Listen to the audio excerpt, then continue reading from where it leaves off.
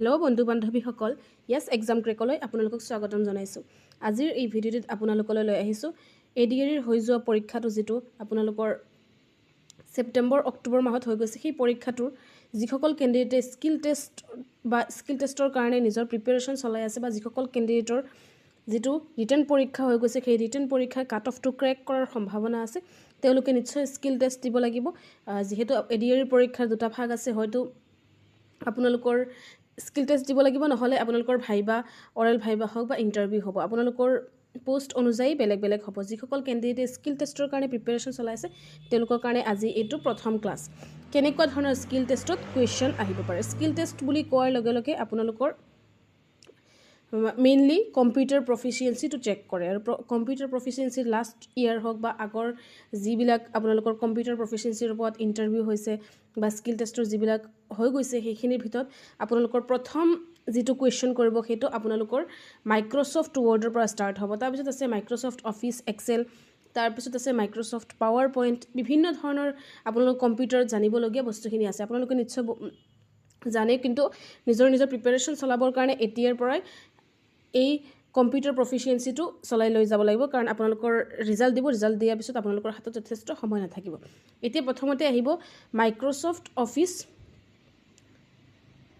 Word. ইয়াতে চাই ল'ব, এইটো অ'পেন কৰিছোঁ, জাষ্ট অ'পেন কৰিছোঁ। অ'পেন কৰাৰ পিছত আপোনালোকৰ মাইক্ৰ'ছফ্ট অফিচ ৱৰ্ডত বিভিন্ন ধৰণৰ আপোনালোকক টেষ্ট প্ৰফিচিয়েঞ্চি কৰিব, মানে টেষ্ট কৰিব, কেনেকুৱা প্ৰফিচিয়েঞ্চি আপোনালোকৰ, কেনেকুৱা প্ৰেক্টিচ কিমান হৈছে, প্ৰত্যেকখিনি বস্তু আপোনালোকৰ ইয়াতে টেষ্ট কৰিব। এতিয়া প্ৰথমতে আহিম, ইয়াতে নিশ্চয় দেখা পাইছে এইখন সম্পূৰ্ণৰূপে নতুন হিচাপে লৈ আহিছোঁ। এতিয়া আপোনালোকক হয়তো এখন লেটাৰ দিব পাৰে, সৰুকৈ লিখিব লাগে যে মাই নেম ইজ, ধৰি ল'লোঁ মাই নেম ইজ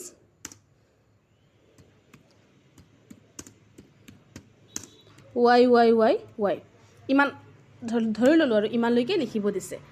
এতিয়া এইখিনি প্ৰথমতে আপোনালোকক এনেকুৱাও কুৱেশ্যন কৰিব পাৰে যে এই যিখিনি ফণ্টছ আছে বা যিখিনি আপোনালোকৰ লিখাখিনি, এইখিনি আপোনালোকে এই চাই লওক এৰিয়েল ব্লেকত লৈ যাব লাগে বা টাইমছ নিউ ৰোমানত লৈ যাব লাগে। ইয়াতে আপোনালোকে নিশ্চয় দেখা পাইছে Ctrl+Shift+F ইয়াতে বা এনেকুৱা ইয়াতে দেখা পাইছে আপোনালোকৰ ফণ্ট চাইজবোৰ, মানে যিবোৰ লিখা আছে এইবোৰৰ চাইজ কেনেকুৱা হ'ব। এতিয়া আপোনালোকে চিলেক্ট কৰিব পাৰে। এতিয়া চিলেক্ট কৰাৰ কাৰণে কেনেকুৱা স্পীডত চিলেক্ট কৰিব, হয়তো আপোনালোকে আপোনালোকৰ কীবৰ্ডৰ ওচৰত এনেকুৱা চিলেক্ট কৰি লৈ ল'ব পাৰে।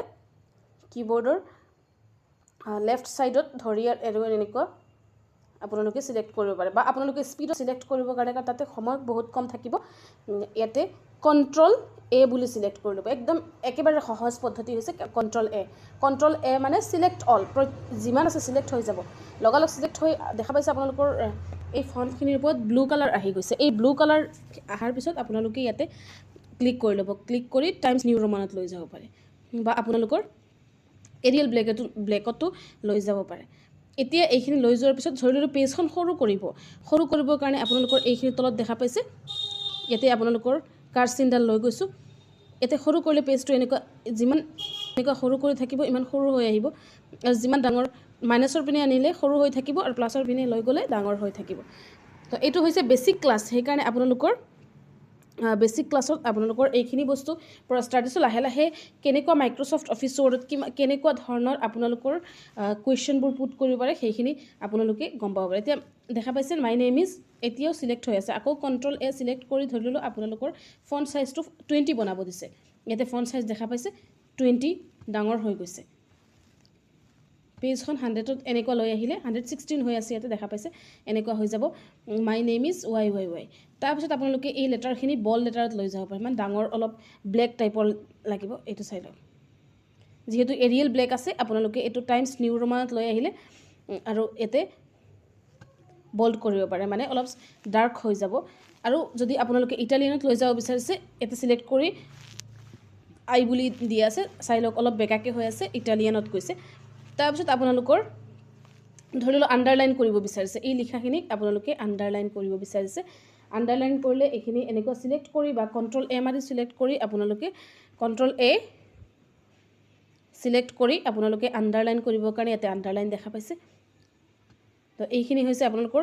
তাৰপিছত এইখিনি উঠাই দিব। এতিয়া ধৰি ল'লোঁ নেক্সট লিখি থাকিলে, ধৰি ল'লোঁ কিবা এটা লিখিছে, আণ্ডাৰলাইন হৈ আছে, বল্ড হৈ আছে, ইটালিয়ান হৈ আছে, আপোনালোকে সেইখিনি আকৌ এবাৰ ক্লিক কৰি য়েল্ল' কালাৰৰ হৈ আছে, এইখিনি কৰিব পাৰে, উঠাই দিব পাৰে। ধন্যবাদ।